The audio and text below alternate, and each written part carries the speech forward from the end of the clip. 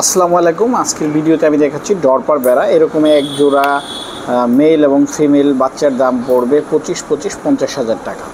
এবং এই খামারটি হচ্ছে হবিগঞ্জের আজমেরিগঞ্জের 2 নং বদলপুর ইউনিয়নে অবস্থিত।